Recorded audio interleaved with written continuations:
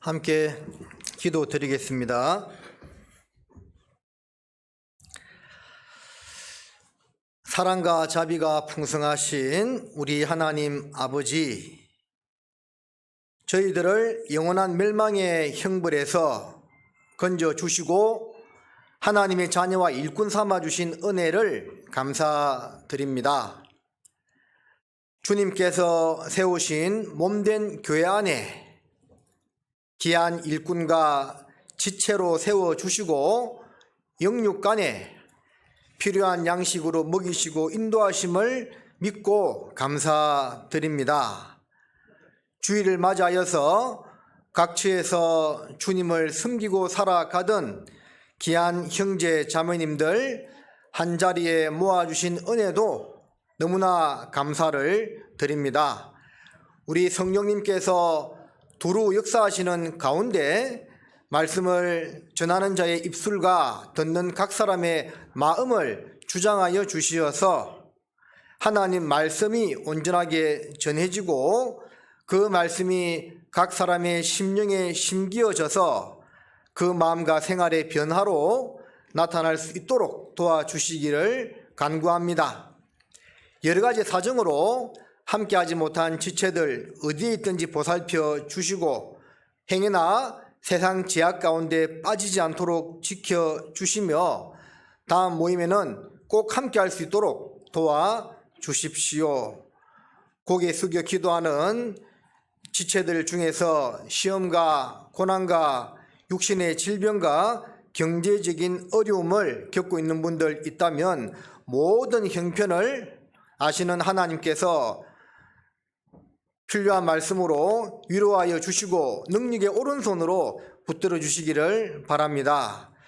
저희 나주교회와 선교 후원을 맺고 있는 네팔 포카라 교회 김성배 선교사님, 페루 트르히오 교회 윤홍조 선교사님, 주님께서 그들을 보살펴 주시어서 머나먼 이국 땅에서의 선교 사역을 잘 감당할 수 있도록 도와주시옵소서. 말씀의 시종을 전능하신 하나님께만 부탁드립니다. 우리를 사랑하시는 예수님의 이름으로 기도드립니다. 아멘. 로마서 8장 찾으시겠습니다.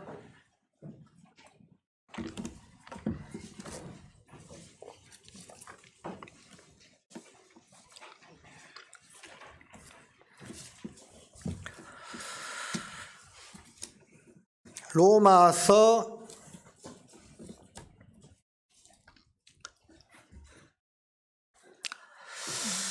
8장 28절 말씀 한 구절만 같이 읽겠습니다.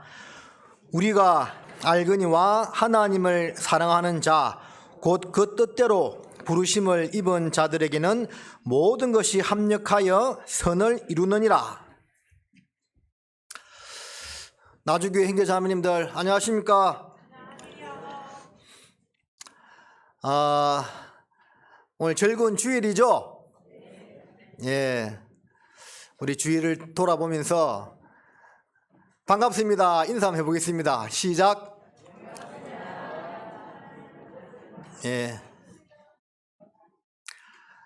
반갑습니다 인사하시고 또 손도 한번 잡아주시고 좀 조심스럽긴 하지만 그렇게 했으면 좋을 것 같습니다.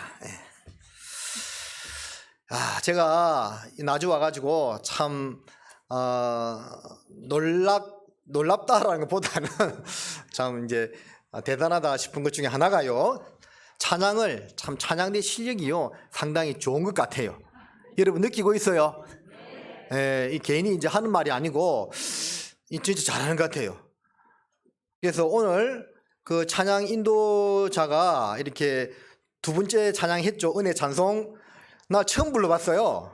근데 그거 같이 부르는 것보다는 거의 오늘 특송한 느낌이었습니다. 제가 볼 때는 거의 참 그렇게 제가 그런 거 이제 바라던 바였거든요.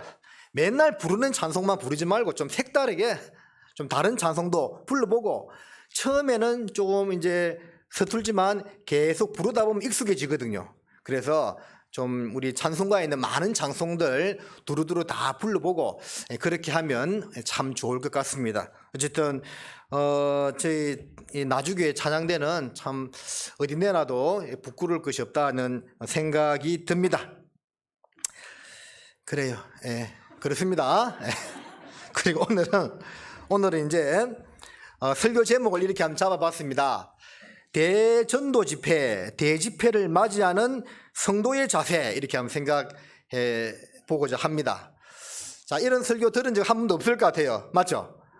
대전도 집회를 맞이하는 성도의 자세, 뭐 이렇게 설교를 들어본 것은 없을 것 같은데 내용은 다 들어본 내용입니다. 제목만 조금 색다를 뿐입니다. 그리스도인들은 주님의 은혜와 사랑으로 구원을 받았기에 당연히 하나님을 사랑합니다. 하나님을 사랑하는 마음이 당연히 있습니다. 그것이 없다면 비정상이죠. 자, 그리고 하나님의 뜻대로 살고자 하는 마음도 있어요. 내가 왜 하나님을 위하여 살아야 하지? 내가 왜 예수 그리스도를 위해서 살아야 하지? 자, 그런 마음이 들 수는 없는 거예요. 물론 이제 신앙이 너무 어릴 때는 그런 생각이 잘 들지 않을 수도 있지만 적어도 교회 가운데 어느 정도 계속 거하다 보면 마땅히 하나님을 사랑하는 마음과 구원해 주신 하나님의 뜻대로 살고자 하는 마음이 생기는 것은 너무나 당연한 거예요. 저도 20살에 구원을 받았는데요. 처음에 구원을 받았을 때는 제가 구원받은 것 자체가 너무 좋더라고요. 야, 지옥에 안 가게 되었다. 이 자체가 너무 좋아서 하나님을 사랑하는 마음, 그리고 주님 뜻대로 살아야겠다는 마음이 처음에 없었습니다. 자, 없었다기보다는 잘 뭔지 몰랐어요. 근데 이제 계속 교회 안에 거하면서 이 성경 강연의 말씀을 듣고 제가 받은 구원에 대하여 확신을 얻고 또 주님께서 나를 구원하기 위해서 얼마나 큰 대가를 치루었다는 것을 생각해 볼 때 하나님을 사랑하는 마음이 점점 올라오는 것을 느끼고 또 그 주님을 위해서 살아야 하겠다는 마음이 들었습니다. 아마 여러분들도 다 마찬가지일 거라고 생각해요. 그래서 우리가 알거니와 하나님을 사랑하는 자, 여러분들 하나님 사랑하시지요? 곧 그 뜻대로 부르심을 입은 자들, 우리는 그 뜻대로 부르심을 입었습니다. 입은 자들에게는 자, 두 가지 요건이죠. 하나님을 사랑하는 자, 구원받은 사람들은 하나님을 사랑해요. 그리고 하나님의 뜻대로 부르심을 입은 자입니다. 자, 우리는 하나님의 뜻 가운데 부르심을 입었다는 것을 꼭 생각해야 됩니다. 신명기 1장에 보면 하나님께서 내가 너희 갈 길을 미리 인도해서 구름 기둥으로 불 기둥으로 너희 쉴 곳을 찾으신다는 그 말씀처럼 하나님은 당신의 뜻 가운데서 우리를 불렀다는 것 또한 믿어야 됩니다. 그래서 에베소서 2장 8절로 10절 말씀 보면 너희가 그 은혜를 인하여 믿음으로 말미암아 구원을 얻었나니 이것이 너희에게서 난 것이 아니요 하나님의 선물이라 하면서 쭉 그 끝에 뭐라 되어 있냐면 우리는 하나님의 뜻을 위하여 지으심을 입은 자다. 그런 이제 뒤에 표현이 나오죠. 그러니까 우리가 구원을 받았다는 것은 단순하게 이제 지옥 안 가고 천국에 가게 되었다는 그것으로 끝나는 것이 아니고 하나님의 선한 뜻을 위해서 새롭게 부르심을 입은 자다는 것을 기억해야 됩니다. 자, 고린도 후서 5장 17절에 이런 말씀 있죠. 보라, 새 것이 되었도다. 보라, 새 것이 되었도다. 그 말씀하고 있습니다. 하나님 안에서 새로 지음받은 창조물이 되었다는 겁니다. 자, 그래서 하나님을 사랑하고 그 뜻대로 부르심을 입은 자들, 우리를 말하는 겁니다. 우리는 모든 것이 합력하여 선을 이루어야만 되는 겁니다. 자, 따라하십니다. 합력. 자, 지금 제가 설교한 지 지금 5분 지났는데 벌써 눈을 감는 분이 계세요. 자, 그러면 곤란합니다. 어떤 분은 자는 분 그대로 방치하는데 저는 그러지 않습니다. 깨웁니다. 그래서 모든 것이 합력하여 선을 이룬다고 했습니다. 합력해야 돼. 마태복음 18장 20절에 두세 사람이 내 이름으로 기도하면 주님이 들으신다고 말씀하셨죠. 그러니까 혼자 기도하면 들으신다고 표현한 것이 아니라 두세 사람이 내 이름으로 기도하면 들으신다는 것은 무슨 뜻입니까? 그러면 하나님이 혼자 기도하는 것은 안 듣습니까? 그 내용이 아니고요. 주님의 뜻을 이루기 위해서는 반드시 주님 뜻 가운데 살고자 하는 두 사람 이상 모여서 합력하여 기도할 때, 합력하여 봉사하고 합력하여 수고할 때 하나님께서 그것을 들어주신다 그 말입니다. 특별히 대전도 집회, 모든 집회가 마찬가지겠지만요, 특별히 대전도 집회는 우리 모든 성도님들이요 합력하여 선을 이루어야 하는 시간입니다. 자, 제가 수요 집회 때 말씀드렸죠. 예?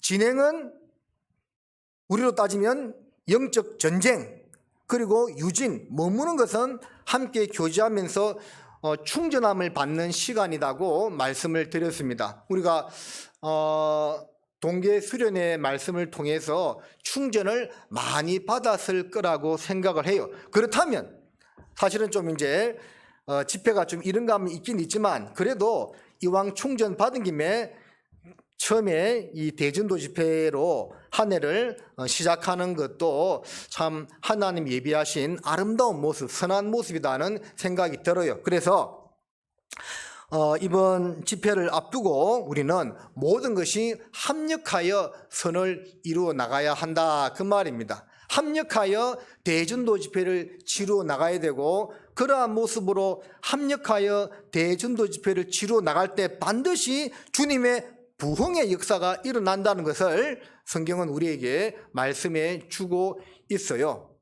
자, 오늘 이제 말씀드리고자 하는 것은 합력하여 선을 이루어 나가야 되는데, 그 합력하여 선을 이루는 일, 대전도 집회를 앞두고 우리가 해야 될 일이 무엇인가를 몇 가지 쭉 말씀을 드리도록 하겠습니다. 자, 첫 번째는요, 간절히 기도해야 됩니다.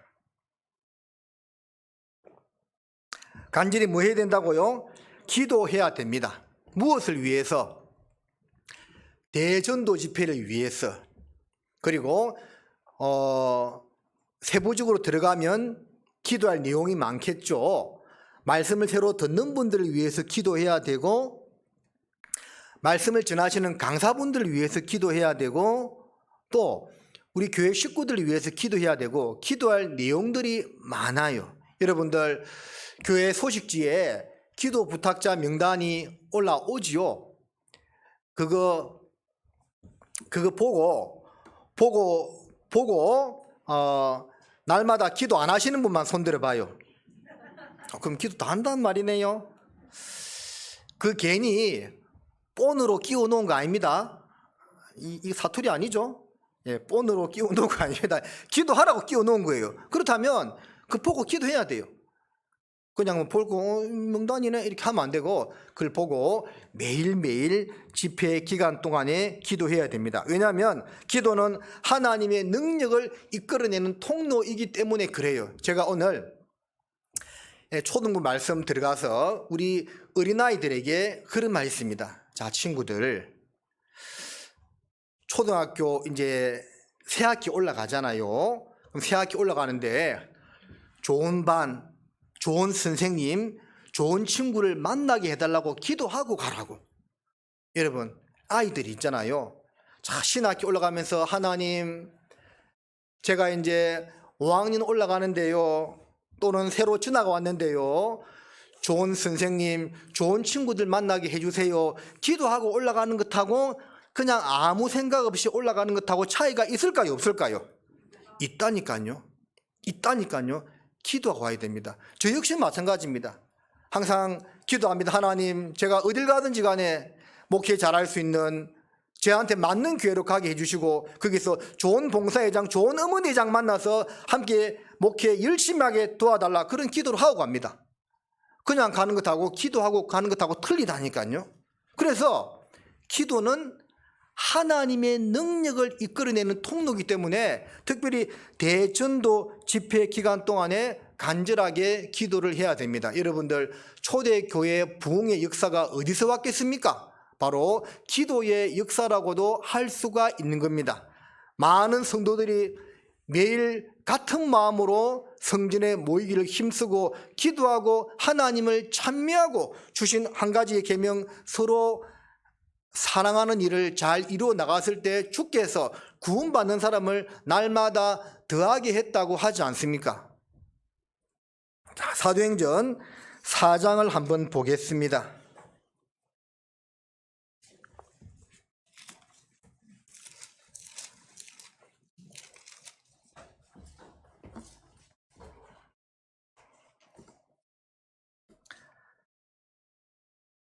사도행전 4장 31절입니다.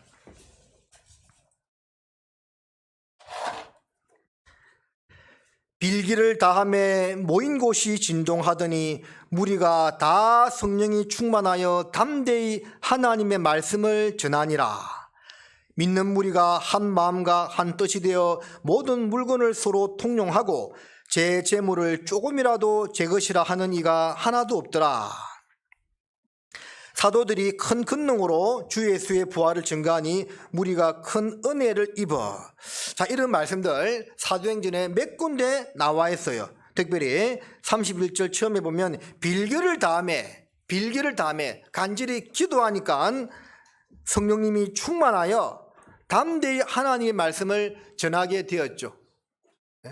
성령님의 충만으로 말미암아 담대히 하나님의 말씀을 전하게 되었는데요, 그 시초는 빌기를 다함에 간절하게 기도한 결과 그런 역사가 나타나게 되었다는 거예요. 여러분, 그거 압니까? 제가 구원받았을 90년대만 해도요, 구원이란 말 자체를 안 썼다니까요. 기억나요? 여기 90년대에 구원받은 분들도 계시잖아요. 그때 막 일반 교회에서 구원이란 말 쓰던가요? 몰라요. 오래돼가지고 구원이란 말 자체를 안 썼어요. 그 말만 써도 당장 2단 3단 소리 들었다니까요. 그런데 어느 순간부터 이제는 다 구원이래. 이제는 막 아무 교회나 다 구원 이야기하고 구원받았다고 이야기합니다. 그리고 간혹 들어보면 드물긴 하지만 우리와 똑같은 교리적인 복음을 알고 있는 사람들도 만나요. 예전에는 구원이란 말 자체를 기독교 안에서 금기시하는 그런 분위기였죠. 어떻게 구원받았냐고. 근데 지금은요, 다 구원받았대 그냥. 근데 이제 내용들을 보면 엉뚱한 것이 많은데, 간혹 제가 이제 상담을 하다 보면 장로교인이나 감리교인이나 성결고 뭐 순복음교회 이제 두루두루 상담해 보면 가끔씩은 우리가 알고 있는 영원한 속죄를 통한 그 복음을 내용은 정확히 알고 있는 사람들도 있더라고요. 그래서 이 영원한 속죄를 알고 있네, 그런 생각이 들었어요. 근데 간혹 똑같은 교리적인 복음을 알고 있지만 왜 구원의 역사가 일어나지 않을까요? 빌기를 다함에 성령이 충만하여라고 되어 있죠. 성령님의 역사가 없는 거예요. 아무리 교리적인 복음이 올바른 복음을 가지고 있다 하더라도요, 성령님의 역사가 일어나지 아니하면, 함께하지 아니하면 한 사람도 구원받지 못합니다. 우리도 성경 강의회를 하면서요, 어떤 경우는 많은 사람들이 구원받기도 하고 어떤 사람들은 좀 작기도 하고, 심지어는 이러한 대전도 집회를 치르고 나서 한두 달 지나고 나면 한 명도 없는 경우도 요즘 있어요. 왜 그럴까요? 성령님께서 얼마나 크게 역사하느냐, 역사하지 않느냐, 그 차이라고 생각합니다. 그리고 그 성령의 역사를 이끌어내는 것은 우리의 간절한 기도에 달려 있다는 것을 여러분 잊어서는 안 되겠어요. 이번 동계 수련회 때 강주의 이 목사님 말씀 주제가 기도에 대한 거였죠. 구하라, 그리하면 너희에게 주실 것이요. 구해야 됩니다. 물론 정욕으로 쓰려고 잘못 구하면 주지 않지만 하나님 뜻에 합당한 기도를 한다면 왜 주지 않겠습니까? 예레미야 33장 3절 말씀 333 알고 있죠? 너는 내게 부르짖으라. 내가 내게 응답하겠고 내가 알지 못하는 크고 비밀한 일을 내게 보이리라고 하나님께서 말씀하셨죠. 우리 주님께 부르짖어야 됩니다. 우는 아이 떡 하나 더 준다는 그 옛말도 있는 것처럼요, 하나님도 정말 부르짖는 자에게 더 많은 은혜와 능력으로 베풀어 주시고 역사하여 주신다는 것을 성경은 말씀하고 있어요. 그래서 이 대전도 집회를 맞이하는 성도의 자세, 이 대전도 집회 기간 동안에, 물론 이제 이 말씀은 그럼 대전도 집회 기간 아니면 뭐 기도 대충 해도 됩니까? 그 말은 물론 아니죠. 더욱더 이 기간 동안에 집중해서 기도해야 된다는 것을 말씀하고 있습니다. 야고보서 5장에 보면 엘리야와 우리는 성정이 같은 사람이라고 되어 있죠. 야고보서 5장 보겠습니다.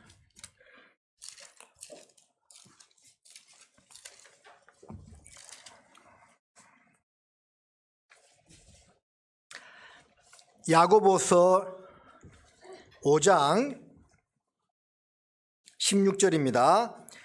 이러므로 너희 죄를 서로 고하며 병 낫기를 위하여 서로 기도하라. 의인의 간구는 역사하는 힘이 많으니라. 엘리야는 우리와 성정이 같은 사람이로되 저가 비 오지 않기를 간절히 기도한 적 3년 6개월 동안 땅에 비가 아니오고 다시 기도한 적 하늘이 비를 주고 땅이 열매를 맺어내었느니라. 한번 따라 하십니다. 의인의 간구는 역사하는 힘이 많으니라. 자, 여러분들, 우리 의인입니까? 죄인입니까? 의인이죠. 의인의 간구는 역사하는 힘이 많다고요? 적다고요? 많다고 되어 있죠. 우리가 정말 간절히 구하면 역사하는 힘이 많아지게 되는 거예요. 그러면서 엘리야를 예를 들고 있죠. 엘리야는 성정이 우리와 똑같은 사람이로되 엘리야나 우리나 다를 것이 없다 그 말입니다. 지도 사람이고 우리도 사람인 겁니다. 같은 하나님의 일꾼이다 그 말입니다. 그렇다면 그 엘리야가 우리와 똑같은 성정을 가진 사람인데 그가 기도한 적 3년 6개월 동안 비가 오지 아니하였고 그가 기도한 적 다시 비가 왔다라고 되어 있습니다. 그나 우리나 똑같이 하나님의 자녀고 하나님의 일꾼인데 그가 한 일을 우리가 못할 것이 없다라는 거지요. 기도해야 됩니다. 정말 교회와 복음 전파를 위해서 간절히 기도해야 됩니다. 기도하다 보면 하나님의 뜻도 분별하게 되고 어떻게 해야만 올바르게 신앙생활을 해야 하는지도 알 수 있게끔 하나님이 알려주신다는 겁니다. 다니엘서 6장으로 잠깐 가보겠습니다. 에스겔, 다니엘이죠. 자, 기도하는데 어떻게 기도해야 되는가 좀 생각해 보겠습니다.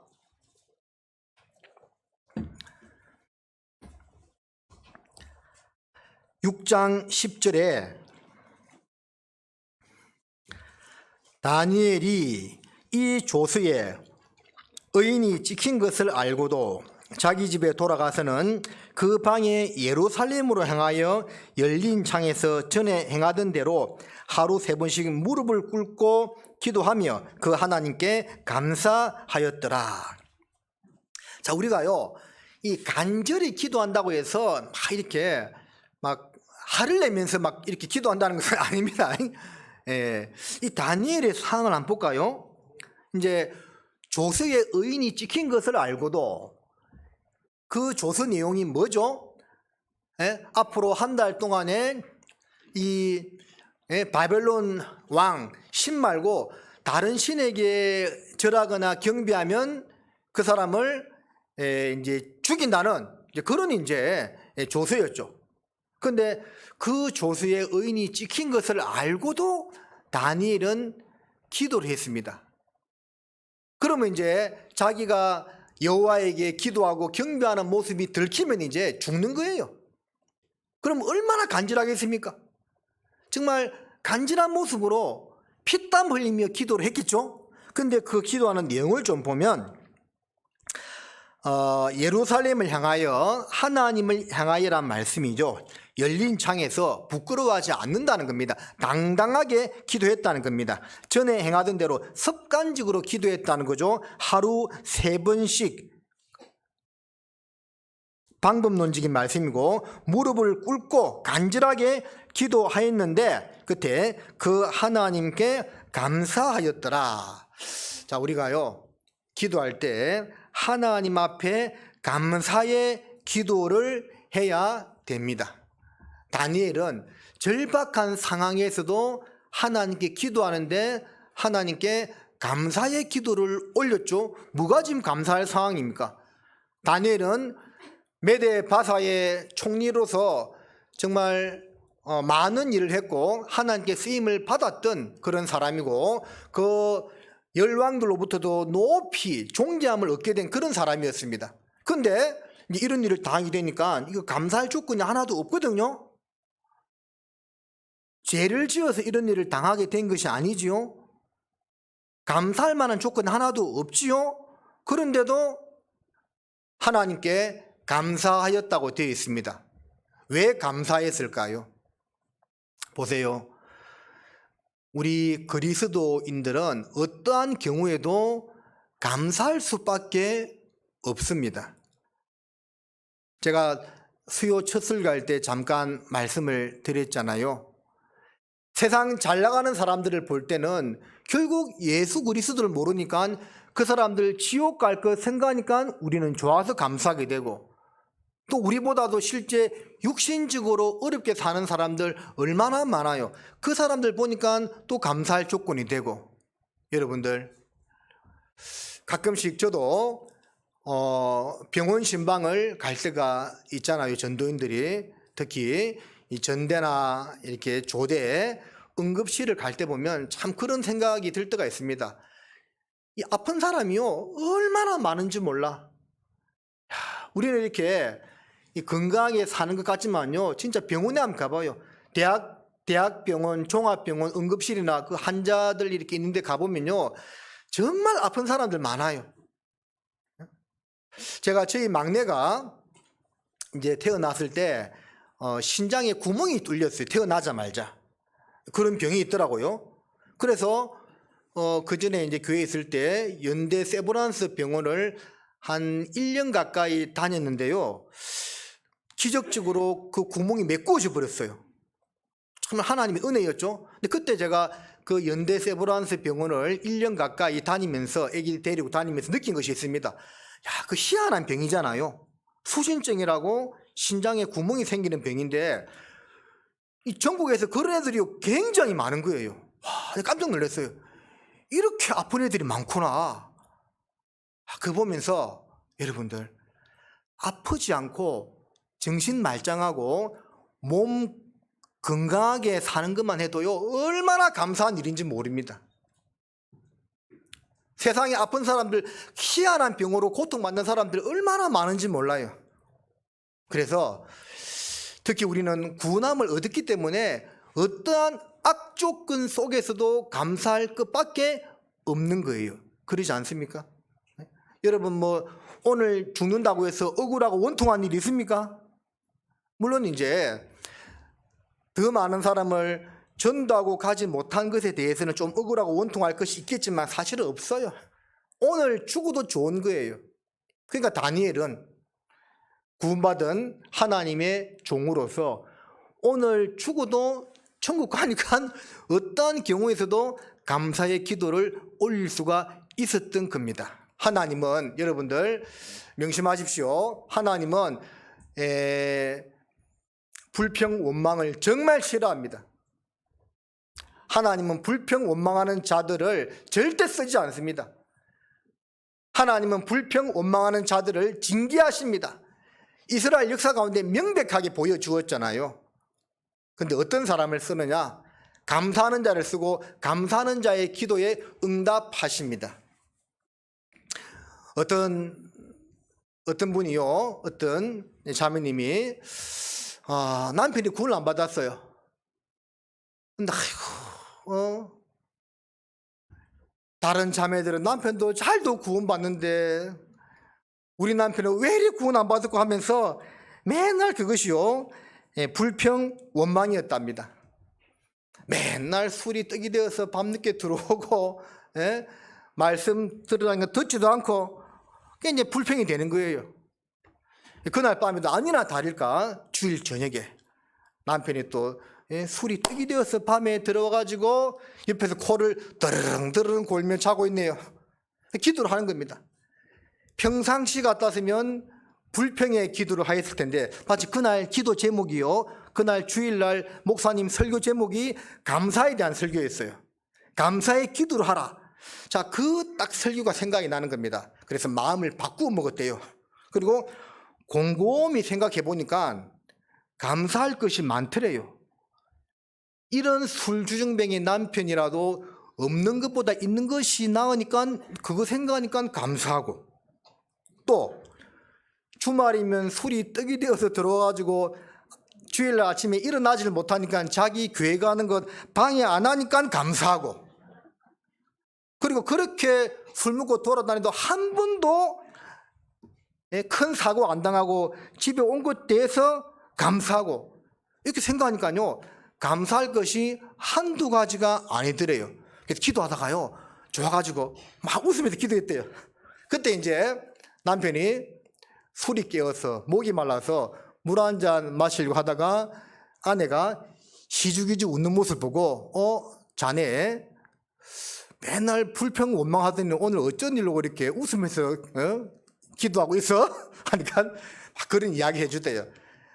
당신 같은 남편이라도 있으니까 내가 감사하고, 또 나 교회 나가는 거 방해 안 하니까 감사하고, 이렇게 술 먹고 들어와도 참 이렇게 한 번도 다치지 않고 들어오는 거 감사하고, 이렇게 이야기했더니요 남편이요 갑자기 야 당신 모습 보니까 내가 교회 나오고 싶네 하면서 그 다음 바로 교회 나왔대요. 여러분, 하나님은 감사하는 자의 기도를 들으시는 겁니다. 여러분, 이번에 내일부터 시작되는 대전도 집회를 앞두고 하나님께 어떤 감사의 기도를 하실 겁니까? 코로나로 인해서 불평할 필요 없어요. 왜 그러냐면 잘 생각해 봐요. 이게 예언대로 되는 거라니까. 처처에 기근과 지진과 온역이 있을 거라고 예수님 말씀하셨잖아요. 예언대로 지금 이루어져 가는 건데 불평할 이유가 뭐가 있습니까? 맞지요? 성경에 기록된 예언이 지금 이루어지는 거기 때문에 오히려 이 감사할 수 있는 겁니다. 말세가 되면 온역이 처처에 퍼져가지고 이런 시대가 올 거라고 예언되어 있는데 그 예언을 눈으로 직접 보게 되니까 감사한 겁니다. 그리고 이런 어려운 코로나 와중에서도 우리가 전도할 수 있는 이런 기회를 주신 것에 대해서 감사가 되겠죠. 훌륭한 강사님 모시고 집회할 수 있어서 감사하고, 이렇게 찾아보면 대집회를 앞두고도 감사할 기도 내용이 많다라는 겁니다. 그런 기도를 하셔야 되는 겁니다. 그리고 그와 더불어서 꼭 해야 되는 것이 무엇입니까? 믿음의 기도를 해야 됩니다. 앞에서 찾았던 그 야고보서 5장의 믿음의 기도는 주님의 능력을 이끌어낸다고 했죠. 의인의 강구는 역사하는 힘이 많다는 그 말씀처럼 우리는 주님 앞에 감사와 더불어 믿음의 기도를 해야 하겠습니다. 어느 마을에요 오랫동안 비가 안 왔대요. 어느 시골 마을에 이제 농사 다 망치게 생겼어요. 그래가지고 그 마을에 있는 유일한 교회당에 이제 마을 모든 사람들이 모여서 하나님께 비 오게 해달라고 기도를 하는 시간을 가지게 되었답니다. 마을 이장이 강구를 했어요. 자, 오늘 저녁 8시까지 마을 회관에 다 모여서, 마을 교회당에 다 모여서 하나님께 비 좀 오게 해달라고 기도합시다 하고 이제 마을 사람들이 한 명도 빠짐없이 다 모였대요. 다 모여서 정말 간절한 마음으로 딱 기도를 했는데 비가 쏟아지더래요. 갑자기 비가 막 쏟아지더래요. 얼마나 좋았겠어요. 집에 돌아가야 되죠. 집에 돌아가는데 뭐가 있어야 되죠? 비가 억수같이 오는데 우산을 안 가져왔네. 근데 그때요, 어린 여자아이가 우산을 쫙 펼쳐들더니 혼자서 우산 쓰고 집에 가더랍니다. 그게 무슨 말이냐? 비 올 것을 믿고 간구했으면 그 교회당에 모일 때 우산 가지고 와야 돼요? 안 가지고 와야 돼요? 가지고 와야 되죠. 근데 다들 아이고 그 모여서 기도한다고 비 오겠어? 그냥 모였던 겁니다. 그 여자아이만 비 올 것을 믿고 우산을 가지고 갔던 겁니다. 혼자 우산 쓰고 집에 갔어요. 그러니까 이렇게 우리가 기도하면서도요, 이 기도 이루어질까 하는 그런 마음으로 기도하면 안 됩니다. 예수님 말씀하셨죠? 마가복음 9장 23절에 할 수 있거든이 무슨 말이냐? 믿는 자에게는 능치 못할 일이 없느니라고 말씀하셨잖아요. 믿음의 기도, 감사의 기도와 더불어서 믿음의 기도를 하는 것이 정말 중요하다는 겁니다. 여러분들, 우리 믿음대로 됩니다. 이 나주교회가 부흥되어서 더 큰 역사를 일어나게 하나님이 하실 거라고 믿으면 그 믿음대로 됩니다. 이 교회당이 올해 안에 다 차게 될 거라고 믿습니까? 대답을 안 하시네. 그럼 제가 좀 톤을 바꿔서 해볼까요? 이 나주교회 대강당이 올 한 해 가득 차게 될 거라고 믿습니까? 이런 거 할 때는 아멘 할렐루야 해줘야 돼요. 제가 이런 사람입니다. 자, 그래서 믿음의 기도를 해야 됩니다. 감사와 믿음의 기도를 해야 된다는 것을 말씀하고, 또 기도할 때 있잖아요. 이거는 방법 논적인 문제인데 마음으로만 기도하지 마세요. 입으로 되뇌이면서 기도해야 돼. 입으로 되뇌이면서. 왜 그런 줄 아십니까? 물론 이제 많은 사람이 모였을 때는 자기가 하는 기도 내용을 다른 사람이 들을 수 있기 때문에 마음으로만 기도하는 게 좋겠지만, 좀 혼자 기도할 때는요, 입으로 좀 되뇌이면서 기도해야 돼요. 왜 그러냐면 마음으로만 기도하면 잡념이 자꾸 들어와. 그리고 딴 생각이 들어올 때가 있고 집중이 떨어져. 근데 입으로 있잖아요, 막 이렇게 하나님 아버지 이렇게 쭉 기도하다 보면 집중이 더 잘 될까요? 안 될까요? 된다니까요. 공부할 때도 입으로 되뇌이면서 외워야지 마음속으로 외워봐요. 외워지는가? 성경 암송 구절도 입으로 말하면서 외워야지 마음속으로 외워서 안 외워져요. 기도도 마찬가지입니다. 그렇게 막 입으로 막 조아리면서 기도했던 사람 누가 생각이 납니까? 한나. 그죠? 한나가 그 자기 괴로운 심정을 성전에 가서 막 입으로 되뇌이면서 하니까 엘리가 술 취한 줄 알고 니 술 취했냐 했잖아요. 그게 아닌데 입으로 되뇌이는 기도가 꼭 필요합니다. 자, 그리고 이제 두 번째, 집회 기간 동안에요, 육신의 죄 가운데 빠지지 말아야 됩니다. 여러분들, 하나님의 역사를 가로막는 가장 큰 장애물이 바로 뭘까요? 죄입니다. 죄. 아간 한 사람의 죄 때문에 이스라엘이 망할 뻔했던 것처럼요, 우리 성도들 개인의 불순종과 도덕적인 죄로 인해서 복음을 가로막는다니까요. 우리가 예수님처럼 바울처럼 살기는 어렵다 하더라도, 예수님처럼 바울처럼 그렇게 살 순 없을까? 노래 잘하지요? 자, 그렇게 우리가 살 수는 없을지라도 정말 그렇게 살려고 예를 써야 돼요. 적은 누룩이 온덩이에 퍼지는 것을 알지 못하느냐 하는 말씀처럼요, 이 죄가 들어오면 복음이 막힙니다. 혈관에 불순물이 끼어가지고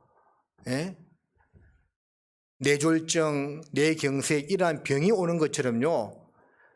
이 성령님의 흐름이 있는데 거기에 어떤 성도들의 도덕적인 죄가 들어오게 되면 그게 막 막혀지는 겁니다. 그러면 그 한 사람으로 인해서 복음의 역사가 가로막혀지니까 얼마나 큰 죄를 짓는 겁니까?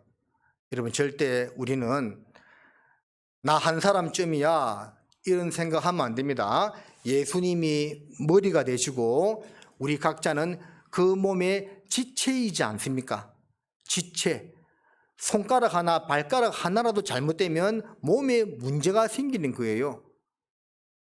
그래서 여러분 개인의 일탈이나 어떤 육신의 죄 가운데 빠지는 것이 자기 혼자만의 문제로 끝난다 생각하면 절대 안 되는 거예요.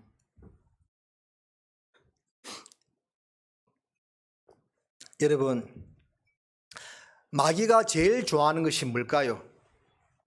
물론 여러 가지가 있을 수 있겠지만 마귀가 제일 좋아하는 것이요, 사람한테 절받는 거라는 겁니다.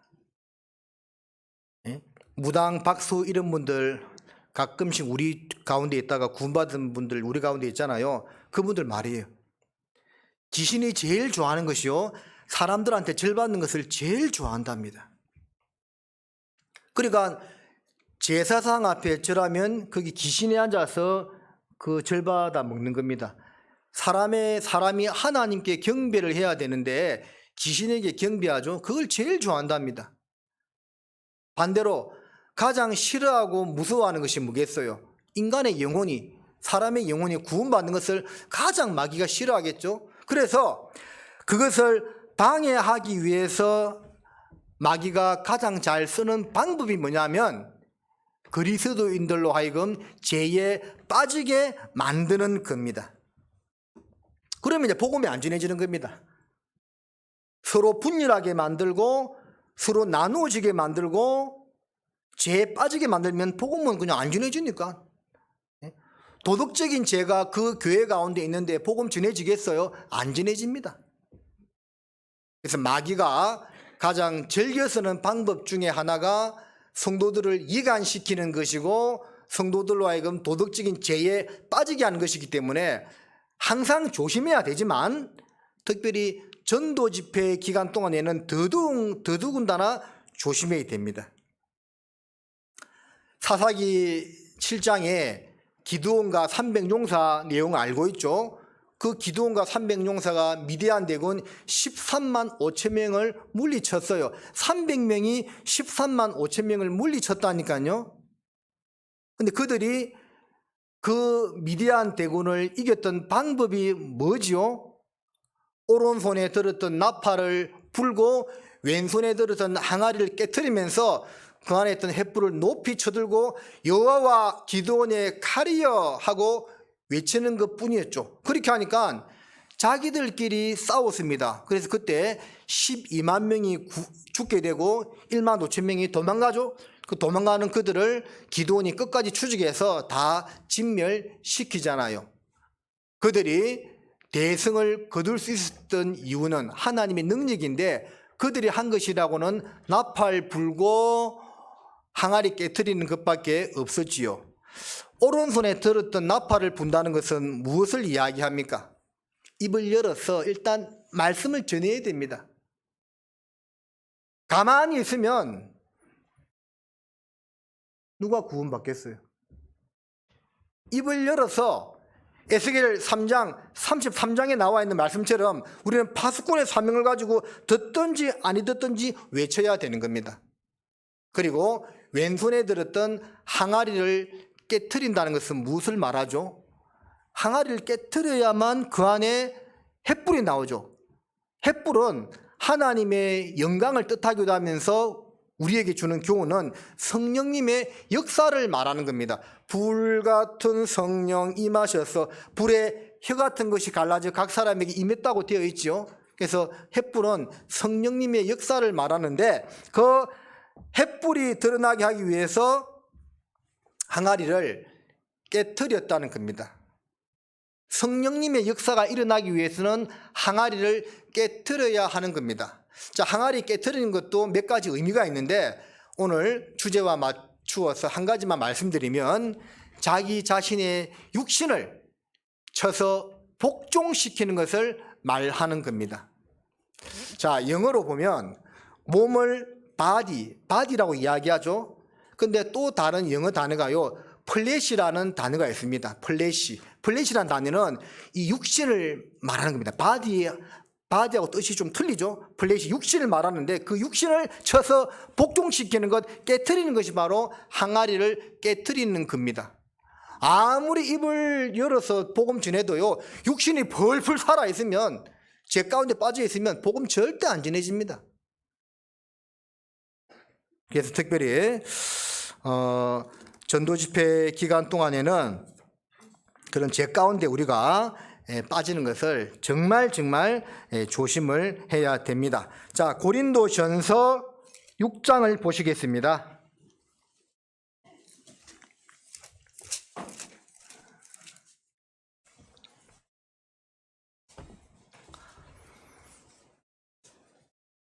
고린도전서 6장 9절에서 10절입니다. 불의한 자가 하나님의 나라를 유업으로 받지 못할 줄을 알지 못하느냐. 미혹을 받지 말라.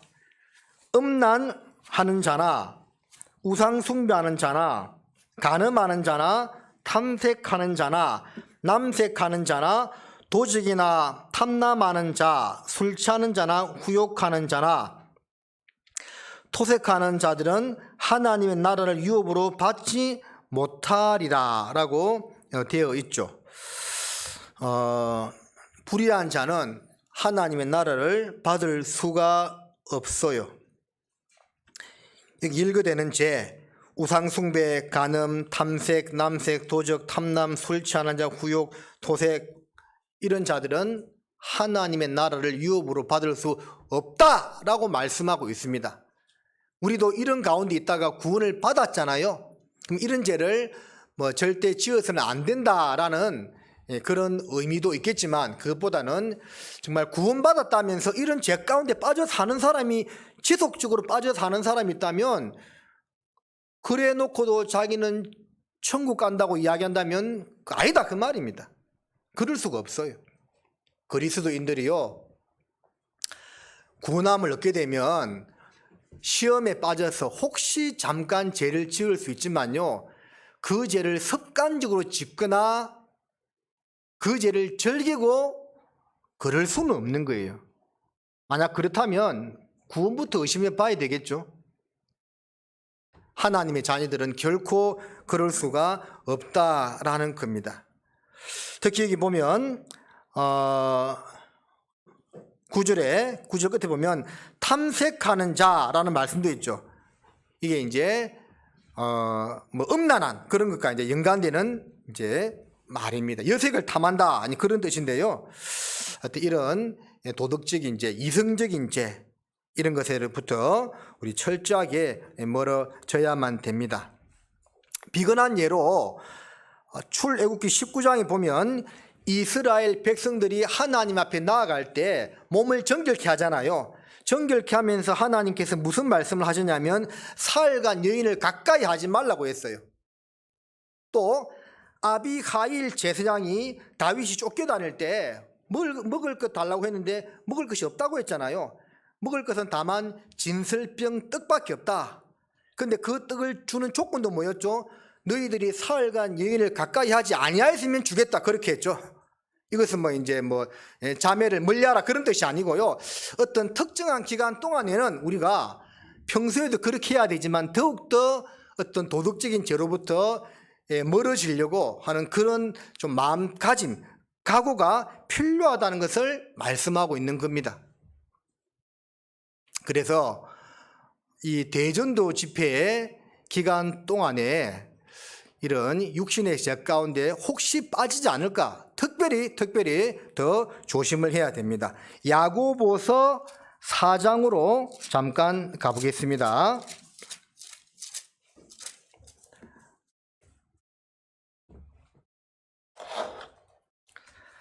야고보서 4장 11절과 12절입니다.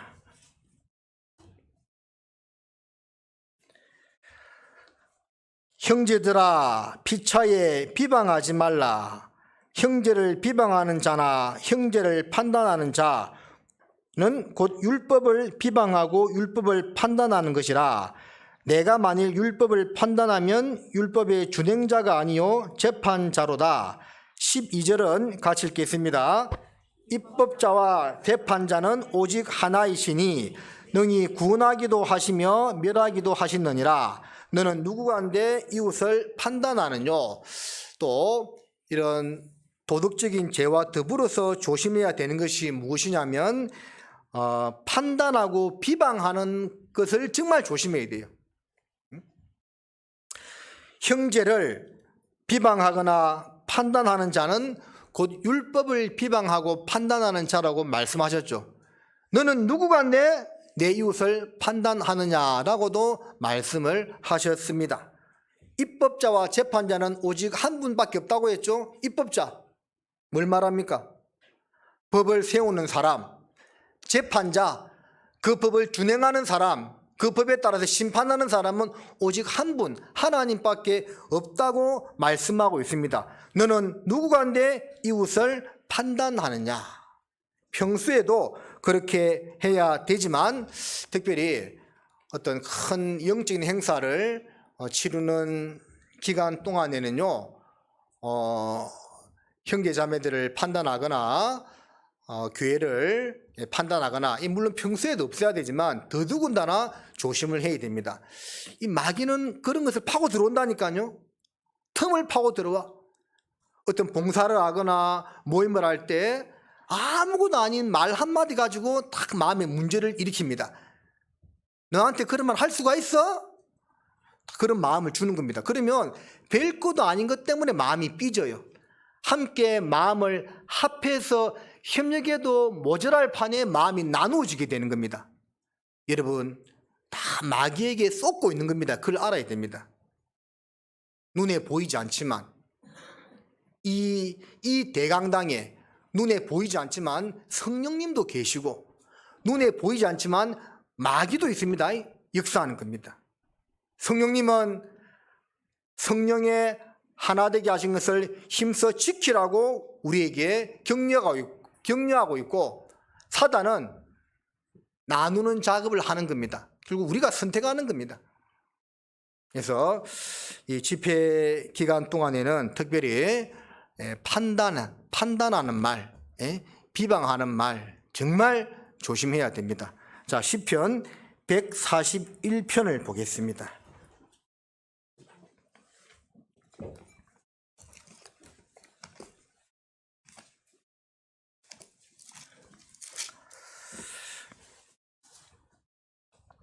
시편 141편 3절에 3절 말씀은 우리 같이 한번 읽어 보겠습니다. 여호와여, 내 입 앞에 파수꾼을 세우시고 내 입술의 문을 지키소서. 자, 다윗이 기도했죠. 여호와여, 내 입 앞에 뭘 세워달라고요? 파수꾼을 세워달라고. 우리 성도님들 기도합시다. 하나님께 내 입 앞에 파수꾼을 세워달라고요. 우리가 살면서 특별히 교제 생활을 하면서요, 말 때문에 얼마나 많은 문제가 일어납니까? 저도 이렇게 목회하다가 보면 거의 말 때문에 문제가 생겨. 하지 말아야 할 말을 해가지고 문제를 주고, 선을 넘는 말을 해서 문제를 주고, 또 그것 때문에 이해 못하고 상처받고, 말 때문에 많은 문제가 생겨요. 혀는 불의의 세계라고 했잖아요. 많은 해물과 동물은 길들여지는데 혀가 길들여지지 않는다고 했죠. 그래서 우리 입 앞에 파수꾼을 세워달라고 하나님 앞에 기도해야 됩니다. 불필요한 말, 덕이 되지 않는 말, 은혜가 되지 않는 말은 하지 않게 해달라고 주님 앞에 매일매일 기도하시기 바랍니다. 자, 5절에 보면 의인이 나를 칠지라도 은혜로 여기며 책망할지라도 머리에 기름같이 여겨서 내 머리가 이를 거절치 아니할지라 저희의 재난 중에라도 내가 항상 기도하리로다 하는 말씀처럼 또 입 앞에 파수꾼도 세워야 되지만 내 입장에서는 의인이 나를 친다더라도 오히려 나도 함께 치려는 마음을 가지는 것이 아니고 그걸 은혜로 여기는 그런 마음 자세를 가져야만 됩니다. 이 두 가지 마음 자세가 다 필요하겠죠. 입 앞에 파수꾼을 세워야 하고 또 혹시나 내가 불편한 마음을 들었다 하더라도 의인이 나를 심지어 친다 하더라도 그것을 원수로 갚는 것이 아니라 은혜로 여기는 마음가짐. 자, 그 마음가짐을 우리가 가질 때 교회는 더욱더 평안할 겁니다. 편안이 아니고요, 평안 가운데, 평강 가운데 든든히 서 나가게 될 거라고 확신합니다. 자, 세 번째, 대전도 집회를 맞이하면서 또 하면서 우리가 조심해야 될 것, 지켜야 할 것이 무엇이냐면 집회에 하루도 빠지지 않고 참석하는 겁니다. 한번 따라해 보실까요? 집회에 하루도 빠지지 않고 참석한다. 자, 마땅히 있어야 할 자리를 지키는 겁니다. 시편 78편에 보면 그런 말씀이 있죠. 에브라임 자손은 병기를 갖추고 활을 가졌으나 전쟁의 날에 물러갔다 되어 있습니다. 그래서 이제 북이스라엘과 남유다로 나누어지면서 북이스라엘을 통칭하는 그냥 대명사로 에브라임이라는 말을 구약 성경에 종종 쓰기도 하거든요. 그러니까 에브라임은 병기를 갖추었어요. 활이 있습니다. 싸울 준비가 되어 있다는 거죠. 조건이 갖추어져 있다는 겁니다. 그러면서도 전쟁의 날에 물러갔다고 되어 있습니다. 영적인 전쟁의 날에 우리가 빠지는 것은 에브라임 지파처럼 갖추고도 물러나는 겁니다. 무슨 말이냐? 여러분, 마음만 먹으면 대집회 일주일 빠지지 않고 다 올 수 있습니다.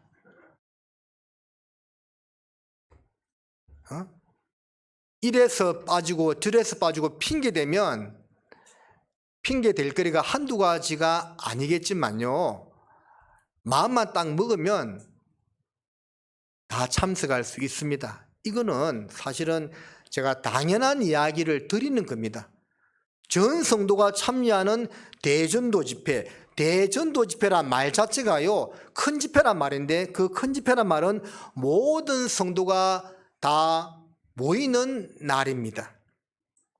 이스라엘에 7절기가 있었잖아요. 그 가운데 무교절, 오순절, 초막절, 요 세 절기일 때는 이스라엘의 20세 이상 모든 남자가 예루살렘으로 다 올라갔죠. 왜? 특별하게 7절기 가운데서 더 큰 행사로 여겼기 때문에 그 세 절기 때는 모든 성인 남자가 예루살렘에 예물을 가지고 하나님께 경배하기 위하여 다 나아갔습니다. 그런 것처럼 우리 교회 안에도 다양한 모임이나 행사가 있잖아요.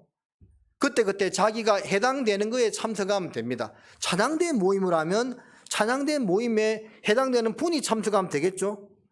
해당되지 않는 분이라도 원하면 참석해도 되겠죠. 뭐라 하지 않습니다. 11구역 집회를 해요. 그럼 11구역 성도들만 참석하면 됩니다. 타구역 식구들도 참석해도 문제될 것 전혀 없습니다. 많이 하면 좋죠.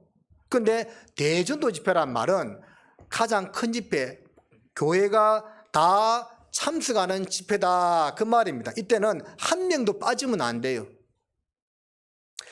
왜 주일 참석하는 성도들만큼 대집회에 참석이 안 되는지 참 안타깝습니다.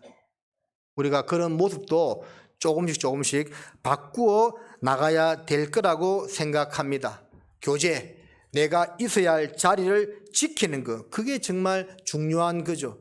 자기 자리를 잘 지키는 사람에게 하나님은 큰 은혜와 능력으로 역사해 주셨습니다. 누가복음 2장을 잠깐 보실까요?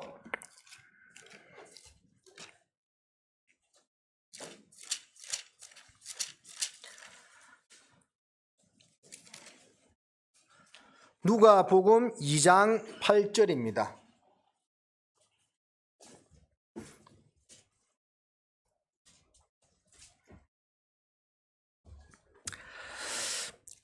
같이 읽겠습니다.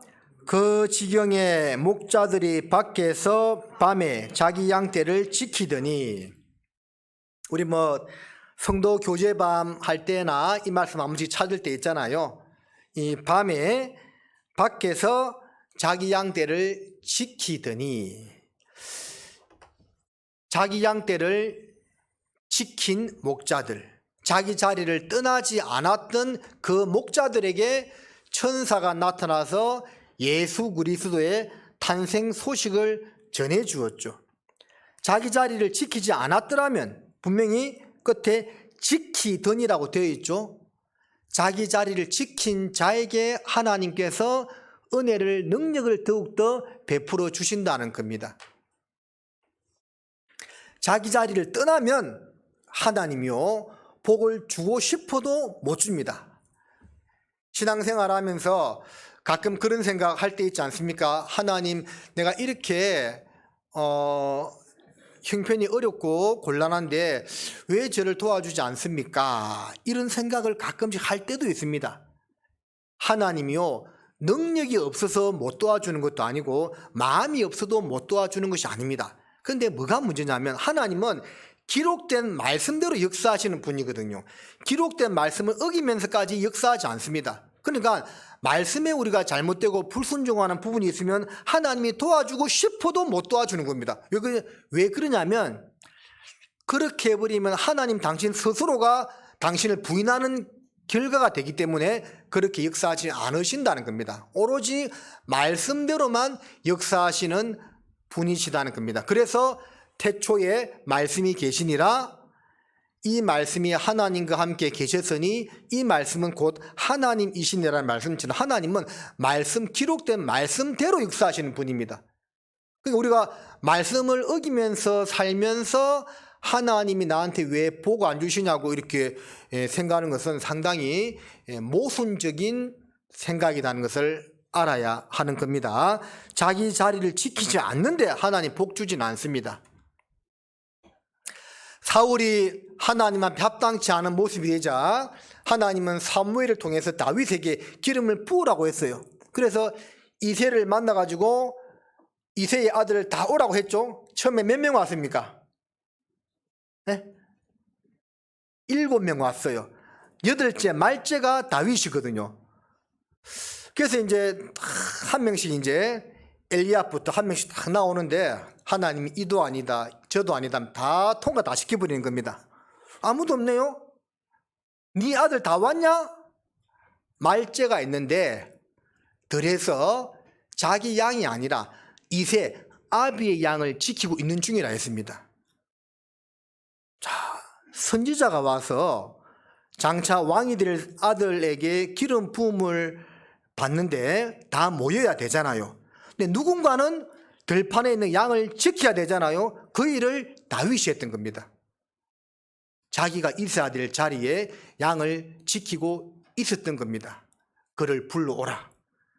바로 이 사람이 가면서 그 붉고 아담한 용모, 예쁜 용모를 가진 다윗에게 사무엘은 하나님의 말씀대로 기름 부음을 하고 그가 장차 이스라엘의 왕이 될 것을 예언하셨죠. 다윗은 들판에서 아비의 양을 지켰습니다. 자기 자리를 잘 지켰다는 거죠. 여러분들, 자기 자리를 잘 지켜야 됩니다. 여러분 앉아있는 자리 지정석 아니다고 했지요. 앞으로 모여주시면 감사하겠습니다. 이제 앞으로는 제가 우리 봉사회장님이나 의문회장님 몇 분들한테 부탁해서 자리 안내를 시킬 겁니다. 앞으로 가라고. 가라. 나는 안 갈란다 하면 안 되고 지시에 따라서 앞으로 이동해 주시면 감사하겠습니다. 여러분 앉아있는 자리 지정석 아닙니다. 예? 자, 사람은 익숙한 것을 좋아하거든요. 항상 앉는 자리에 앉으면 편해. 근데 좀 바꿀 필요가 있습니다. 새 마음과 새 뜻으로 해야죠. 자기 자리를 지키지 못하고 떠난 루시퍼 천사는 쫓겨나서 사단 마귀가 되었죠. 자기 자리를 떠나서 교만한 마음을 품다가 하나님을 대적하려고 하다가 그렇게 되었다라는 겁니다. 그래서 이 대집회 기간 동안에는 한 번도 빠짐없이 다 참석해야 되겠습니다. 전도하는 분이 없더라도 당연히 참석해야 됩니다. 그러면 이제 우리 거수로 한번 조사해 볼까요? 이번 대집회 기간 동안에 나는 하루 이상 빠질 사람 손들어 봐요. 아무도 없습니다. 아무도 없어요. 자, 그러면 이제 제가 출석책 가겠습니다. 해가지고. 자, 그 다음 네 번째, 맡은 봉사에 최선을 다해야 됩니다. 에베소서 4장을 보겠습니다.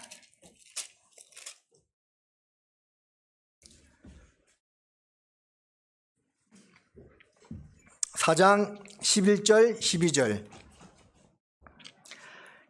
그가 혹은 사도로 혹은 선지자로 혹은 복음 전하는 자로 혹은 목사와 교사로 주셨으니 이는 성도를 온전케 하며 봉사의 일을 하게 하며 그리스도의 몸을 세우려 하심이라. 하나님께서 교회 가운데 목사, 사도, 선지자, 복음 전하는 자, 기타 등등 주시는데 주신 목적이요, 성도를 온전케 하며 그 다음 뭐라 되어 있죠? 봉사의 일을 하게 하며 그리스도의 몸을 세우려 하심이라고 되어 있습니다. 즉 봉사를 통해서 예수님의 몸된 교회가 세워진다는 거죠. 누군가는 보이지 않는 위치에서 묵묵히 봉사하는 분이 계시겠죠. 코로나로 인해서 교회당에서 마음껏 식사를 할 수는 없어서 사실은 어떤 교회 봉사의 상당 부분이 식사 봉사가 되는데 그것은 없지만 그래도 여러분 해야 될 일이 분명히 있을 겁니다. 청소 봉사부터 해가지고 좀 깨끗이 해 주셔야만 됩니다. 우리가요, 일단은 현재 있는 이 교회당을요 깨끗이 관리하고 써야 됩니다. 중요해요. 왜? 사무엘상 16장 7절에 뭐라 되어 있죠? 사람은 외모를 보거니와 나 여호와는 중심을 본다고 되어 있잖아요. 어쨌든 사람은 외모를 본다니까요. 외모를 보니까 이 교회당 왔는데 막 지저분하고 막 쓰레기 날라다니고 화장실에 막 거시기가 막 둥둥 뜨가 있고 이러면 곤란한 거예요. 그래서 그 청소를 깔끔하게 해야 됩니다. 환경 미화도 좀 할 필요가 있어요. 있는 동안이라도 있잖아요. 우리 깨끗하게 사용해야 됩니다. 제가 나주에 와서 여러 성도님들 만나고 해서 참 너무 기쁘고 좋습니다. 기쁘고 좋아요. 근데 교회당 보니까 좀 심란합니다, 제가. 하여튼 있는 교회당이라도 좀 깨끗하게 써야 됩니다. 깨끗하게 써야 돼요. 그렇게 좀 봉사하시면 좋겠습니다. 자, 봉사할 때의 마음가짐은 한 구절만 보겠습니다. 베드로 전서 4장입니다.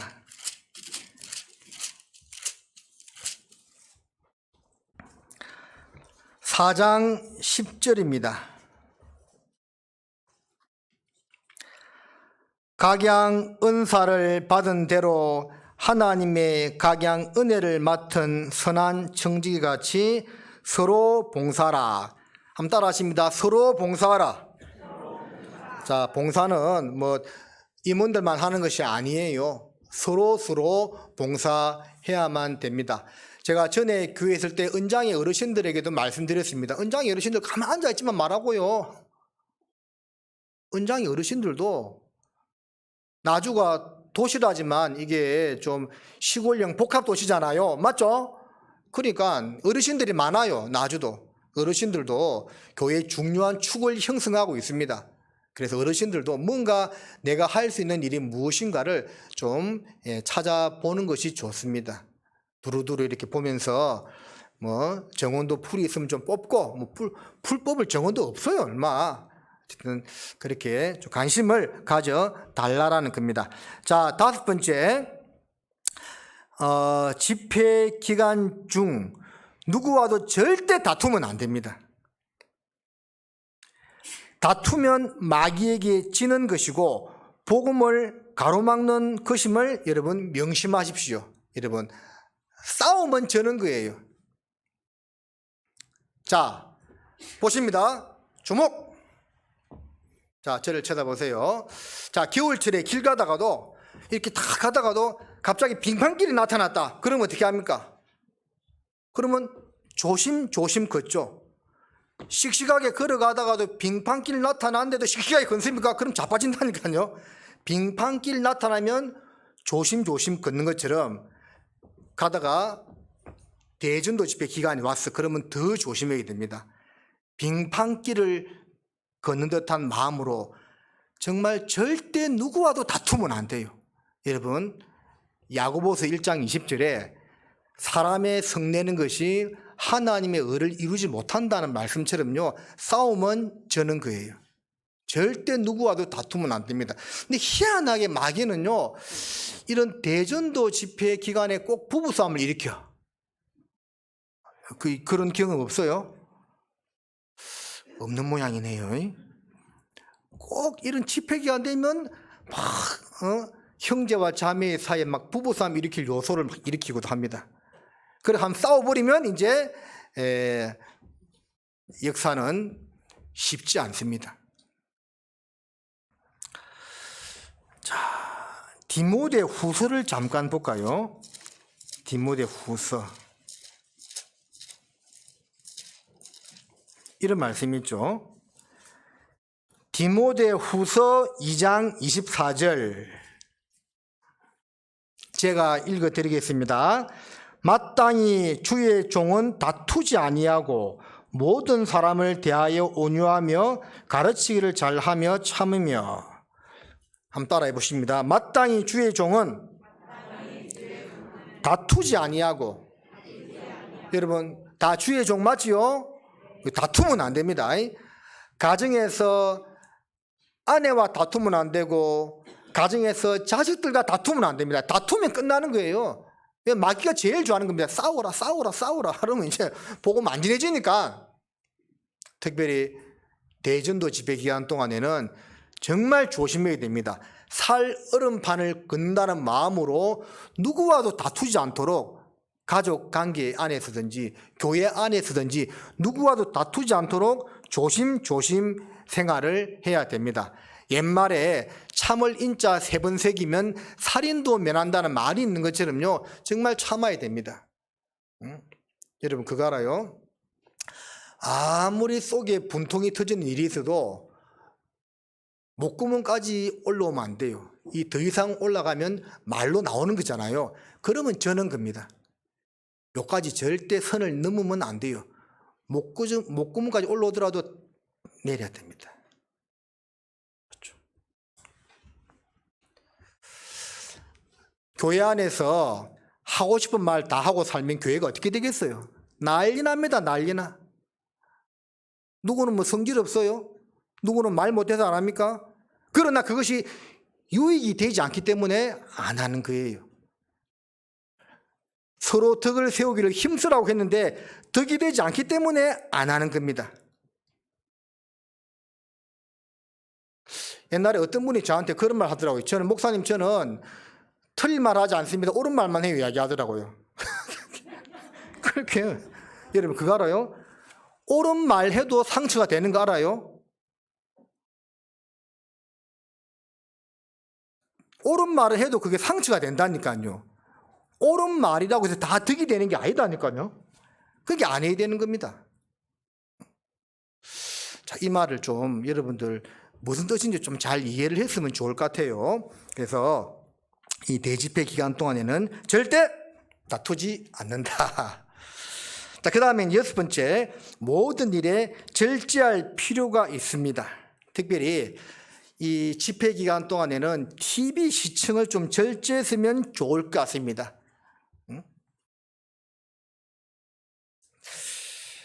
시편 119편을 보겠습니다.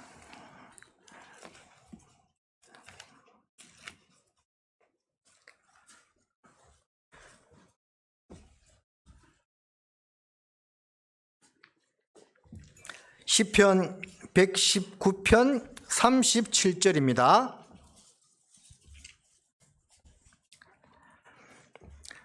같이 읽겠습니다. 내 눈을 돌이켜 허탄한 것을 보지 말게 하시고 주의 도에 나를 소성케 하소서. 자, 내 눈을 돌이켜 뭘 보지 않게 해달라고요? 허탄한 것을 보지 않게 해달라고 했습니다. 자, 제가 왜 TV 시청을 이야기했냐면 미국의 성인 남자 1000명을 대상으로 그런 조사를 했대요. 자기 부인하고 TV 중에 하나 선택하라고 하면 뭘 선택하겠느냐. 근데 놀랍게도 80%의 응답자가 텔레비전을 선택했대요. 나는 내 와이프 없이는 살아도 텔레비전 없이는 못 산다. 그만큼 우리 시대에는 이 매스컴에 많이 노출되어 있을 뿐만 아니라 그 미디어에 매여서 살아가는 겁니다. 종일 스마트폰 뒤적뒤적 하잖아요. 유튜브 보고, 여러분 이 중에 스마트폰 사용하는 분들 중에서 하루에 유튜브, 네이버 한 번이라도 안 보는 분 있어요? 매일 보잖아요, 매일. 달고 살아. 어떤 청년들은. 근데 절제해야 됩니다. 평소에도 절제해야 되지만 대집회 기간 동안에는 더더군다나 절제를 해야 되는 거예요.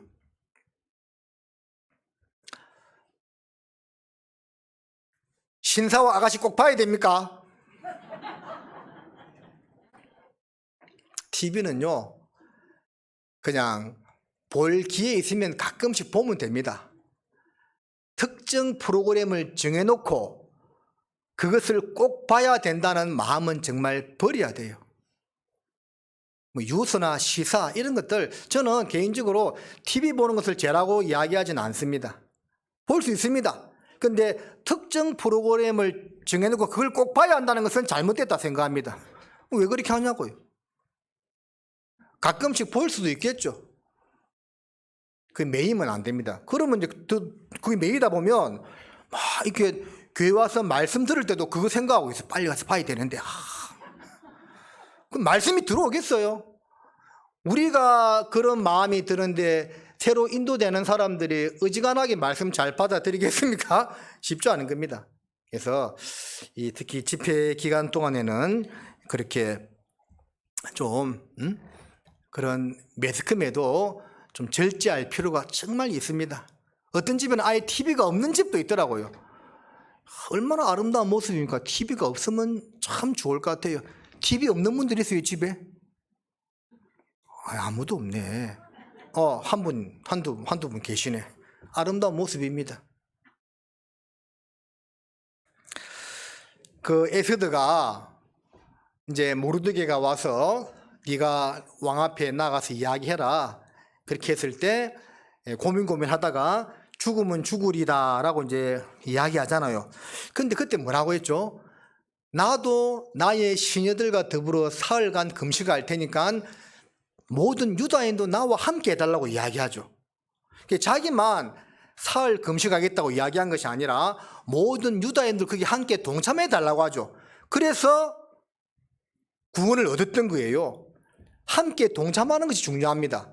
지금 다 죽게 생겼는데 에스더만 사흘간 금식기도 하고 나머지 유다인들 가만히 넋놓고 있으면 되겠어요? 함께 동참하는 겁니다. 성경 강연에는 강사하고 새로운 영혼을 인도한 사람만, 임원들만 하는 것이 아닙니다. 모든 성도들이 한 마음으로 동참했을 때 주의 역사가 크게 일어난다는 것을 반드시 기억해야만 되겠습니다. 요나가 니느웨 멸망을 선포했을 때도 니느웨 왕으로부터 모든 니느웨 사람들이 죄를 무릅쓰고 회개했잖아요. 함께 동참했죠. 그래 구원 얻었잖아요. 함께 동참하는 겁니다.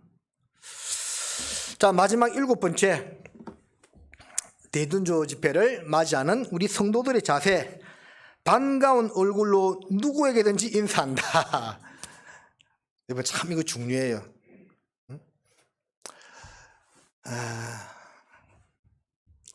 내가 자리에 다 앉아가지고요, 누가 나한테 인사로 오면 받아주고 안 하면 몰라, 정말 덕이 되지 않는 모습입니다. 이것은 남녀노소 상관없이 있잖아요.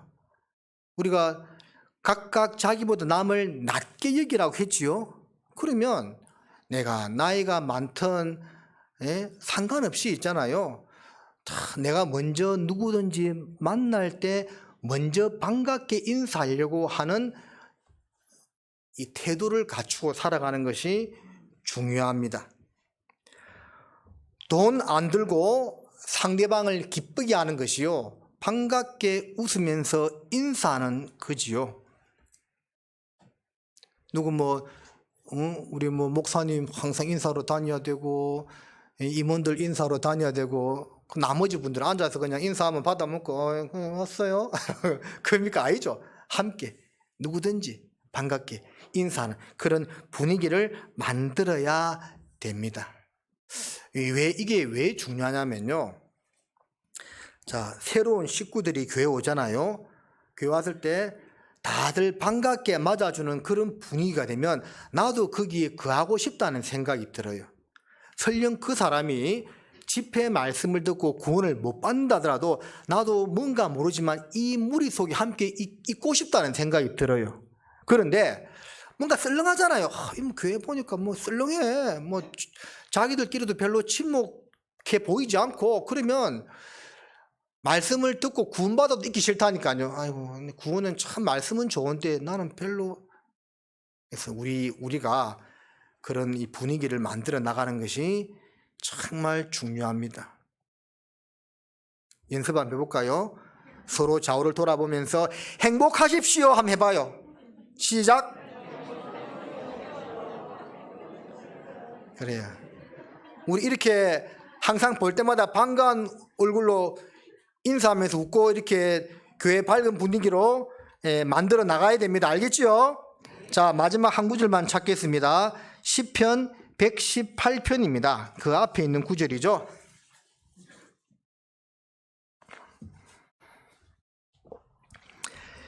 (118편) 15절입니다. 같이 읽겠습니다. 시작. 의인의 장막에 기쁜 소리, 구원의 소리가 있으며 여호와의 오른손이 권능을 베푸시며. 야, 의인의 장막, 이 구원받은 교회를 말하잖아요. 거기에 어떤 소리가 있는다고 했죠? 두 가지.